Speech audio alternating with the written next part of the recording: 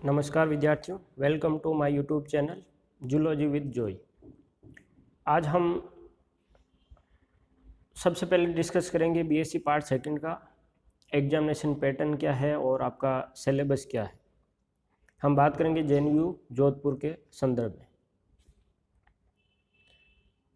आपके थ्योरी में 3 पेपर होंगे। जैसे आपने बीएससी फर्स्ट ईयर में 3 पेपर थे आपके, पेपर फर्स्ट, पेपर सेकंड और पेपर थर्ड, जिसमें आपने नॉन कोऑर्डिनेटा 2 पेपर आपके नॉन कोऑर्डिनेट्स के थे और 1 पेपर आपका सेल बायोलॉजी और जेनेटिक्स के बारे में आपने पढ़ा था। अब आपके सेकेंड ईयर में कोऑर्डिनेट जूलॉजी है, यानी कोऑर्डिनेटा के बारे में आपको सब कुछ पढ़ना है। फाइनल ईयर में आपके कोऑर्डिनेट नहीं है, फाइनल ईयर में आपके फिजियोलॉजी होगी और इकोनॉमिक जूलॉजी के बारे में पढ़ेंगे।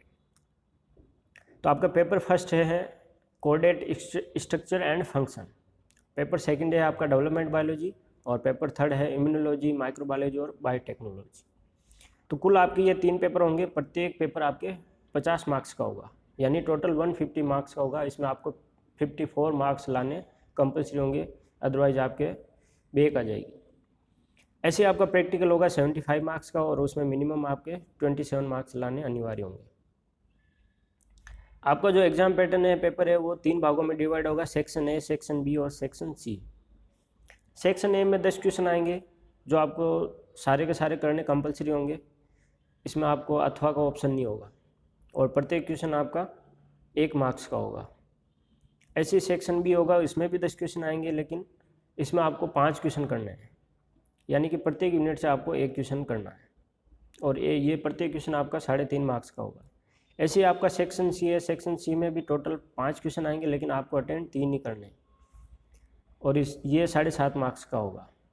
तो ये तो बात हुई अपने थ्योरी की, पेपर की, एग्जाम पैटर्न की। अब अपन बात करते हैं आपकी थ्योरी में पेपर कि आपको इस साल क्या क्या पढ़ना है। तो पेपर फर्स्ट है आपका कोऑर्डिनेट स्ट्रक्चर एंड फंक्शन। इसमें 5 यूनिट हैं आपके, जैसे कि आप स्क्रीन पे देख रहे हैं। सबसे पहली यूनिट है आपका classification and characters of phylum कोऑर्डिनेटा। इसमें आपके लिखा कोष्टक में देखो, एक्सक्लूडिंग एक्सटिंक्ट फॉर्म्स, यानी जो विलुप्त हो गए अपने को उनको नहीं पढ़ना है। जो अभी वर्तमान में जीवित हैं, जो भी फाइलम अभी जीवित रूप में है, अपने को उनकी स्टडी करनी है। तो classification and characters of phylum कोऑर्डिनेटा और ऑर्डर्स तक अपने को पढ़ना है। अब उसमें क्या करना है, अपने को कंपैरिजन स्टडी करनी है हैबिट की, हैबिटाट की, एक्सटर्नल फीचर यानी बाहर से कैसे दिखते हैं, एनाटॉमी यानी इंटरनल आंतरिक संरचना उनकी कैसी है, कि हार्ट कैसा है, उनमें एक्सक्रेटरी सिस्टम कैसा है, कौन सी सेल कौन सा काम करती है, उसमें आपका लार्वा कौन सा है। जैसे कि आपकी यूनिट फर्स्ट में बेलेनोग्लोसस, हार्डमानिया और ब्रैंकियोस्टोमा, इन तीनों की कंपैरेटिव स्टडी करनी है। यानी ये एक हेमिकोऑर्डिनेटा का है, एक सिफिलोकोऑर्डिनेटा का है और एक यूरोकोऑर्डिनेटा का एनिमल है। हेमिकोऑर्डिनेटा को अभी वर्तमान में क्या इन्वर्टिब्रेट में डाल दिया गया है, लेकिन अभी आपके सिलेबस में वो कोऑर्डिनेटा में है, आपको कोऑर्डिनेटा में पढ़ना है। हेमिकोऑर्डिनेटा को अब नॉन कोऑर्डिनेट और कोऑर्डिनेट के बीच की क्या कनेक्टिंग लिंक माना गया है, योजक कड़ी। योजक कड़ियाँ किसे कहते हैं, यानी एक फाइलम और दूसरे फाइलम दोनों के उसमें 50-50 या 50% लक्षण एक फाइलम के मिल रहे हो, 50% लक्षण दूसरे फाइलम के मिल रहे हो, यानी दोनों से वो समानता दर्शाता, तो वो क्या कहलाता है, आपका कनेक्टिंग लिंक, योजक कड़ियाँ। जैसे कि सजीव और निर्जीव के बीच की कड़ी वायरस होता है, वैसे आपका ये हेमिकोऑर्डिनेटा पे क्या है, कनेक्टिंग लिंक है। ऐसे आपकी सेकंड यूनिट है एसिडिशियन टेडपोल लार्वा और इट्स मेटामॉर्फोसिस और एफिनिटीज ऑफ हेमिकोऑर्डिनेट, यूरोकोऑर्डिनेट और सिफिलोकोऑर्डिनेट, यानी जो हेमिकोऑर्डिनेटा, सिफिलोकोऑर्डिनेटा और यूरोकोऑर्डिनेटा उसके बीच में आपकी क्या समानताएं हैं और क्या असमानताएं हैं, उसके बारे में अपने को अध्ययन करना है। और एसिडिशियन टेडपोल लार्वा, उसमें क्या होता है, मेटामॉर्फोसिस थोड़ा अलग टाइप का होता है, कि उसमें हमेशा तो होता प्रोग्रेसिव मेटामॉर्फोसिस, यानी आदमी होता है कि प्रोग्रेस करता है। जैसे कि मान लो कोई स्टूडेंट है, 10वीं में उसके 90% बने, ट्वेल्थ में उसने 92% बनाए, फिर उसने बीएससी किया, बीएससी में उसके 95 मार्क्स आए, प्रतिशत मार्क्स आए, तो वो क्या कर रहा है, प्रोग्रेस कर रहा है, तो उसको बोलते हैं प्रोग्रेसिव टाइप का। तो ऐसे ही अपने जूलॉजी में भी होता है मेटामॉर्फोसिस यानी कायांतरण, तो वो भी 2 टाइप का होता है, एक तो होता है प्रोग्रेसिव और एक होता है रिट्रोग्रेसिव। तो आपका इसमें रिट्रोग्रेसिव का अध्ययन करना है। यूनिट 3, 4 और 5 ये तीनों आपकी कंपैरेटिव स्टडी है, यानी आपके जो कोर डेटा में मेनली कोडेड फाइलों में मेनली क्लास कौन कौन सी है,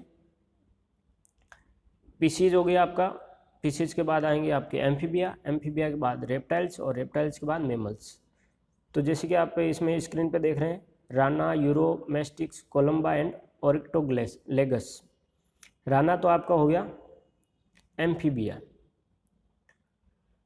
यूरोमेस्टिक्स हो गया आपका रेप्टिलिया, कोलम्बा हुआ यानी आपका जो कबूतर होता है उसको कोलम्बा लिविया बोलते हैं, कोलम्बा हुआ आपका एविज वर्ग से, और ओरिक्टोलेगस यानी एक खरगोश टाइप का होता है, वो होता है आपका मेमल्स का। तो यानी कि एम्फीबिया, रेप्टाइल्स, आपका एविज और मेमल्स, इन चारों की कंपेरेटिव स्टडी करनी, यानी इंटीग्यूमेंट यानी अध्यावरण, यानी आपका आवरण बाहर से कैसा है, यानी कि अपने तो स्किन होती है, ऐसी जो रेप्टाइल्स हैं उसके ऊपर क्या होते हैं, स्केल होते हैं, स्केल यानी सल्क, जैसे आपने देखा होगा स्नेक वगैरह में ऐसे फीदर्स हैं, यानी कबूतर में पंख हैं, एवीज में पंख होते हैं, तो उनकी कंपेरेटिव स्टडी करनी कि उनका डेवलपमेंट कैसे होता है, एक तरीके से होता है या अलग से होता है। ऐसे यूनिट 4 में आपके हार्ट है और एलिमेंट्री कैनाल, यानी सर्कुलेटरी सिस्टम और आहार नाल, उन दोनों का अध्ययन करना है। और यूनिट 5 में आपका ब्रेन और यूरिनोजेनिटल सिस्टम, यानी उसका नर्वस सिस्टम और एक्सक्रेशन विथ आपका जो रिप्रोडक्टिव सिस्टम है उनका अध्ययन करना है। और लास्ट में आपको थोड़ा सा, जैसे कि ये सांप विषैला है या विषैला है, वो अपन कैसे देखेंगे, सांप काटता है तो कौन सी बाइटिंग मैकेनिज्म, किस तरह से उसका पॉइजन है वो बाहर आता है। ऐसे ही आपका फ्लाइट एडेप्टेशन इन, यानी बर्ड्स कैसे उड़ते हैं, अपन तो नहीं उड़ते लेकिन बर्ड्स उड़ते हैं, तो किस मैकेनिज्म से उड़ते हैं।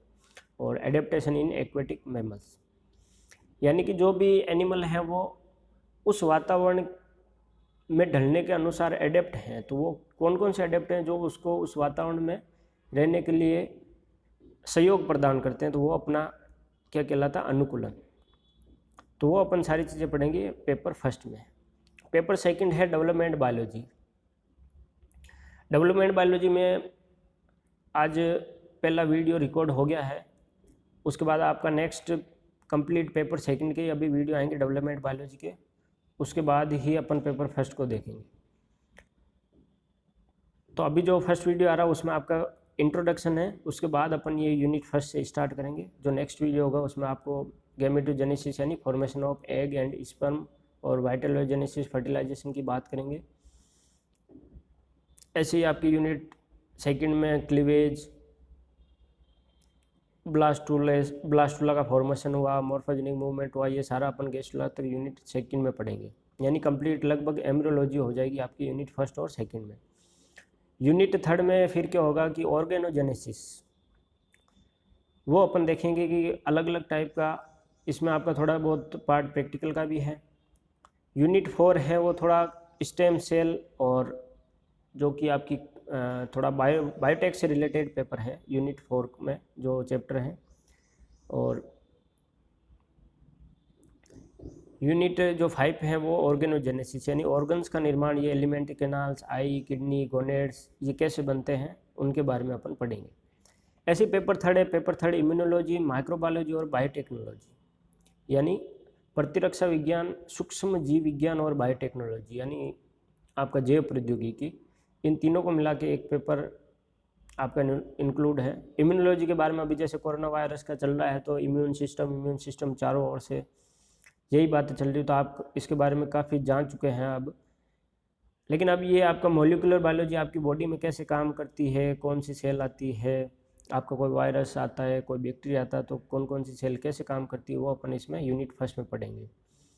यूनिट सेकंड में आपका माइक्रोबायोलॉजी का पार्ट आ जाएगा कि ये बैक्टीरिया वगैरह ये कैसे आए, शुरुआत कहाँ से हुई, इनकी खोज कैसे हुई, gram negative bacteria gram positive bacteria कौन से होते हैं, ये दूध से दही जमना, ये सारा किसका काम है, बैक्टीरिया का ही काम है। तो यूनिट सेकंड और थर्ड हैं वो कंप्लीट बैक्टीरिया पे डिपेंड है और बैक्टीरिया के बारे में ही अपन पढ़ेंगे। यूनिट 4 है जो वो आपकी बायोटेक की पार्ट है, इसमें आप DNA technology, recombinant DNA technology, first year में आपने पढ़ा होगा डीएनए का रेप्लिकेशन वगैरह, तो वो तो अपना इंटरनल बॉडी करती है, लेकिन ये जो डीएनए टेक्नोलॉजी इसमें अपन लैब में बैठ के अपन डीएनए में हेरफेर करते हैं, तो वो क्या कहलाता है, रिकॉम्बिनेंट डीएनए टेक्नोलॉजी कहलाता है। वो सारी इस टाइप की चीज़ें अपन यूनिट 4 में पढ़ेंगे। यूनिट 5 आएगी एनवायरमेंटल बायोटेक्नोलॉजी। एनवायरमेंट में आउटलाइन स्टडी करनी है अपने को, लेकिन इसमें जो मेनली अपने को पढ़ना है जैसे कि फूड, ड्रिंक और डेयरी बायोटेक्नोलॉजी, यानी डेयरी जैसे अमूल डेयरी है तो वो बहुत बड़ी डेयरी, उसमें दूध के अलावा बहुत सारी चीज़ें बनती हैं, जैसे कि चीज़ है, योगर्ट है, दही है, पनीर है, वो कैसे उनका निर्माण होता है वो अपन सारा इसमें पढ़ेंगे। ऐसे ही अपन एल्कोहल का फॉर्मेशन है वो कैसे होता है, वो सारी चीज़ें अपन इस यूनिट 5 में पढ़ेंगे। Thank you. चैनल को सब्सक्राइब करें। धन्यवाद।